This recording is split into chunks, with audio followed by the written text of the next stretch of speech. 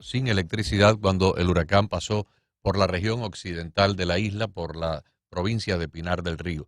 Ya se reportan algunas zonas donde el servicio eléctrico se ha restaurado, pero todavía la mayoría de los cubanos continúan sin electricidad.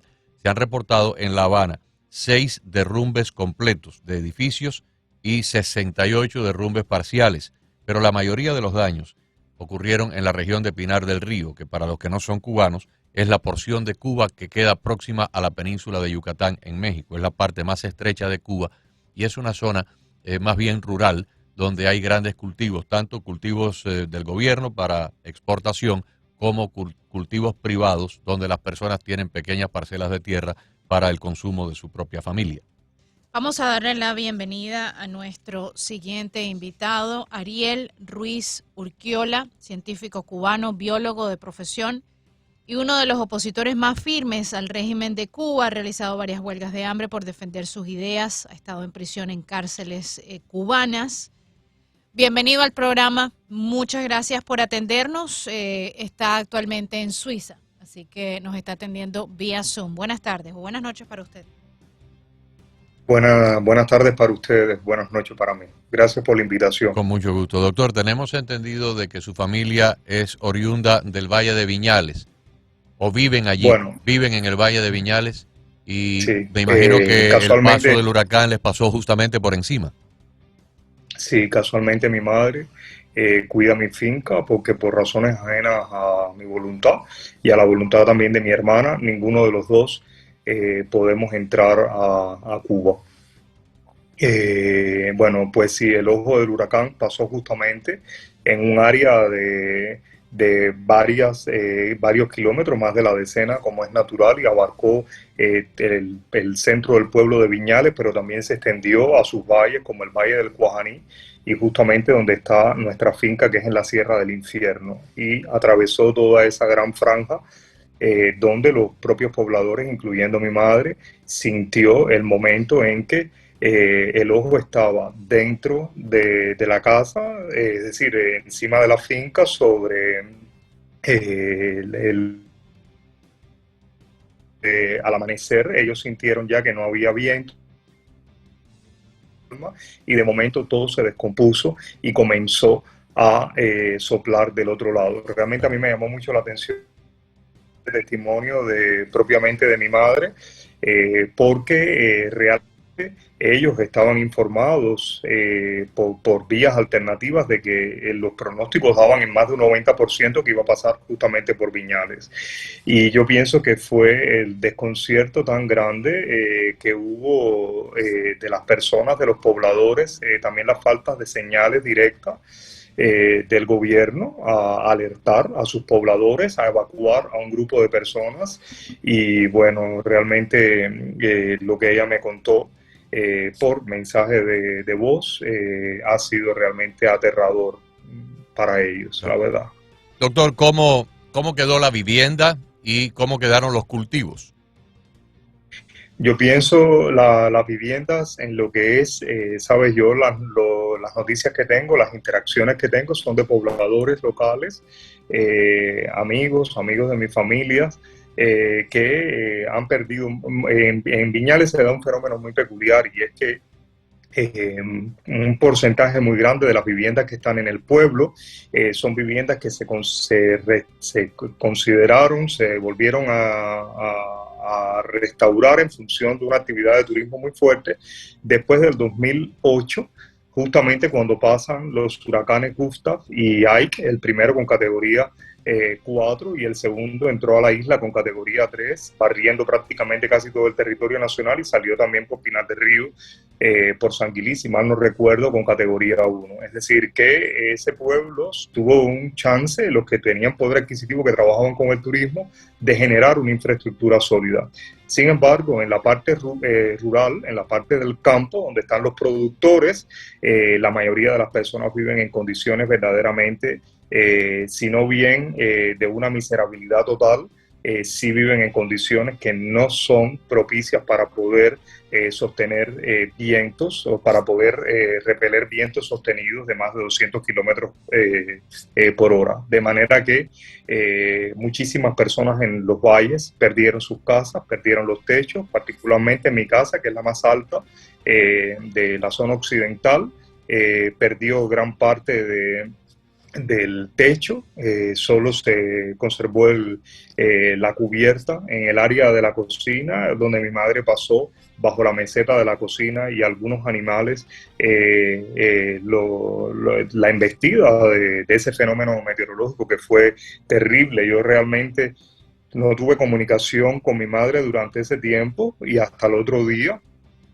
Pero sí con una amiga del pueblo de Viñales, y realmente lo que ella me relataba y los sonidos del viento que parecía, realmente les digo, parecía cuando la gente, tú hablabas con ellos, parecía que detrás había una locomotora, porque era un silbido como una locomotora de vapor, de la fuerza que tenían los vientos. Y yo, la verdad es que yo creo que la noche más angustiosa que yo he tenido en mi vida. Yo he pasado muchos huracanes, como todos los cubanos que hemos vivido dentro de Cuba.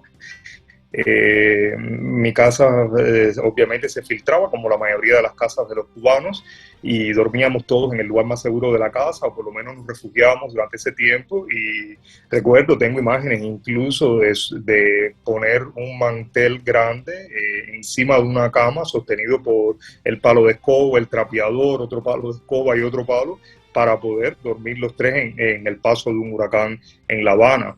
Es decir, son experiencias que uno tiene de vida, pero realmente yo pienso que esto que ha pasado ha sido devastador. Además, tenemos que tener en cuenta de que la gente viene por un periodo de que ya no tiene electricidad.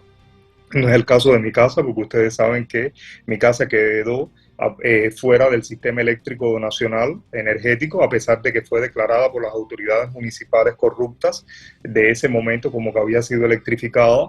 Pero el grueso de las personas ya tenían afectaciones, tenían un modo de vida de refrigerador, etcétera, y tenían afectaciones graves con la electricidad, con una desesperación por buscar comida, sin medicamentos, después de un COVID, y aún con incidencia de COVID y muertes de COVID todavía al momento, más un dengue. Nada, que la población está totalmente abatida, y de momento ahora con este huracán de categoría 3 fue como para rematar realmente esa zona de Cuba. La verdad es que ha sido horroroso. Qué horror.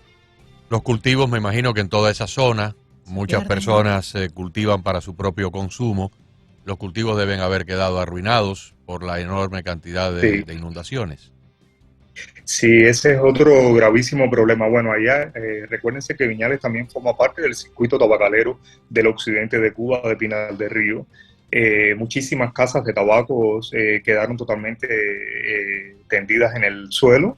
Imagínense que si la de la finca Robaina, que es una finca privilegiada en el sentido de que fue un hombre y su familia que se labró su futuro, pero que obviamente tenían el beneplácito del Estado, quedó tendida en el suelo. Imagínense que no van a haber quedado para muchas otras tantas que no tenían los suministros o los seguros, etcétera, para poder sobrevivir. Eso respecto al tabaco fundamentalmente, y respecto al resto del consumo primario de muchísimas familias, y también muchas personas que acopian para el estado local, como leche, carne, productos del agro, verduras, etcétera. La mayoría de esas personas perdieron no solo sus cultivos, sino perdieron también partes de las casas. Realmente es terrible. Nosotros también teníamos en la finca, ya aproximadamente quedaban de las 14 variedades de plátanos que yo sembré, que habrían quedado propiamente la mitad, y eran plantaciones grandes, 5 variedades de caña, 3 variedades de quingras, zacate, más varios cortes de viandas y hortalizas y café, etcétera, arboledas de mango, casi todo en el piso. Es muy duro, es muy duro. Mi mamá me decía que lo primero es, estoy viva, sabes, cuando una gente de momento tú le haces una pregunta y te responde, estoy vivo, es porque realmente pasó algo muy terrible en su vida. Entonces, yo realmente sentí una calma. Yo te puedo decir que desde que yo conocí hoy en la madrugada el estado de que mi mamá estaba viva, yo me sentía como que algo muy importante había pasado en mi vida. Y luego que mis vecinos estaban vivos, y que aunque hubieran perdido sus casas, y que mis animales estaban vivos. Son cosas que son muy cercanas a las personas que tienen finca, que tienen campo, que trabajan de verdad. Y recuerdo que mi mamá me dejó claro, yo no tengo tiempo, Ariel, para llorar. Yo solamente tengo tiempo para volver a empezar. Y yo creo que volver a empezar es una frase que se dice rápido. Yo le he dicho en más de una ocasión cuando me han entrevistado, pero es muy duro, ¿sabes? Cuando tú dices volver a empezar desde abajo, ¿no? Es duro. Doctor, dos preguntas rápidas. La primera, ¿qué tiempo lleva fuera de Cuba castigado por la dictadura que le bloquea el regreso a su país? Y la segunda, ¿cómo ha logrado reorientar su vida profesional en Europa? Desde 2020 estoy recibiendo un tratamiento para una enfermedad que me inoculó el desgobierno cubano, VIH, una cepa de laboratorio, y llevo recibiendo un tratamiento que me reportan son 1.400 francos suizos, que son más de $1.400 mensuales. Y eso lo recibo gratuitamente en la Confederación Helvética. Y desde entonces he iniciado algunos proyectos que lamentablemente no han tenido curso de biogranjas, y ahora, bueno, estoy en condiciones de salud para continuar mi proyecto de investigación en la Universidad Humboldt en Berlín, que justamente tiene que ver con biogeografía a diferentes escalas zoológicas de la sierra de los órganos, justamente donde está enclavada mi finca, y para la cual se recolectaron miles de muestras en un proyecto de colaboración en aquel entonces entre la Universidad de La Habana, donde era doctor investigador, y la Universidad Humboldt, el Museo de Historia Natural de Berlín, donde está depositado todo ese material valioso de colección. ¿Y usted va a estar al frente de ese proyecto de investigación? Yo he estado al frente de ese proyecto de investigación, excepto el tiempo en el cual una vez yo me autodetecté la enfermedad y comenzó todo el proceso de investigación, que fue a mediados del año 2019 y se extendió por un año. Luego que pude acceder al tratamiento médico, porque con un tratamiento médico uno borra todas las huellas de la evolución de la población viral del VIH, y por tanto no se puede estimar el tiempo de la infección ni las probables vías de infectación. Entonces, una vez que ya mi cuerpo se estabilizó, es decir, que el virus se vuelve indetectable, entonces ya estoy en condiciones de volver de nuevo a la vida del laboratorio. Claro. Le deseamos lo mejor tanto en el plano personal, de su salud y de su proyecto de profesional, pero también con su mamá y la restauración de todos los cultivos y de todas las cosas allí en Viñales. ¿Su mamá está sola en Cuba?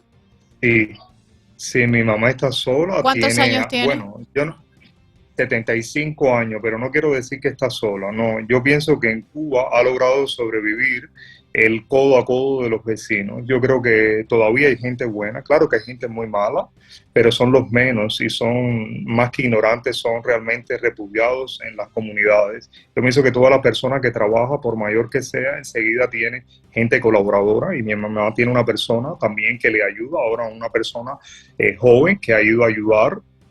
Pero le quería decir a ustedes que si me van a desear algo, es el de regresar a Cuba, porque eso es lo que yo quiero, regresar a Cuba. Yo puedo hacer mi proyecto y recibir mi tratamiento en Suiza, pero yo quiero regresar a mi país. Claro. Ese es mi país, yo no tengo otro. Por supuesto, ojalá que usted pueda regresar pronto, y ojalá que algún día gente como yo, que llevo ya 52 años, pueda regresar, aunque sea de visita, pero con una sola condición, que es la que yo siempre me he presentado. El día que yo regrese, la dictadura tiene que estar bajo tierra. Entiendo que usted tiene todavía una serie de ataduras familiares, de arraigo de su vida allí, de su profesión, de su casa, de su familia. No es el caso mío, pero ojalá que todo esto pase pronto. Ojalá que Ojalá. Cuba pueda resurgir como el ave fénix de entre las cenizas. Ojalá. Pero ahora, mire, una sola cosa que le quería llamar la atención a ustedes. Imagínense que ahora el huracán que pasó por el occidente de Cuba y todo el país está sin electricidad. Ustedes ven no solo cuál es endeble, sino que verdaderamente puede ser una estrategia para mantener incomunicados Por a supuesto. todos los cubanos Claro. en el archipiélago. Totalmente. Exacto. Básicamente, fíjense que si algo aprendió, porque la dictadura cubana, ese régimen aprende muy rápido de sus reveses y aprendió en el 11 de julio que por las vías de telefonía, mientras los teléfonos estuvieran cargados, mientras hubiera una conexión de internet, mientras hubiera electricidad, las personas se podían comunicar de un lugar a otro y eso genera una chispa, una vida, porque las personas, los cubanos están cansados, claro que están cansados, los de afuera y los de adentro, todos estamos cansados, todos queremos una vida de personas dignas, no queremos la vida en la que están sometidos nuestros familiares o nosotros fuera porque queremos regresar. Y ustedes ven cómo el régimen usa esa herramienta, nuevamente el control de la electricidad, para maniatar a todos los cubanos. Es decir, ¿qué tiene que ver el huracán en el occidente de Cuba con que en el oriente de Cuba no se genere electricidad, teniendo ellos bloques también generadores de electricidad en el centro del país, en Matanza? No entiendo qué tiene que ver una historia con la otra. Un mecanismo de sometimiento, Absolutamente. Tienes razón. Bueno, muchísimas Muchas gracias, Ariel. Lo mejor para usted. A ustedes. Chao. Ariel Ruiz Urquiola, científico cubano, biólogo de profesión y uno de los opositores más firmes que tiene el régimen de Cuba, con nosotros aquí en Actualidad. Así es. ¿Qué historias? Qué historia.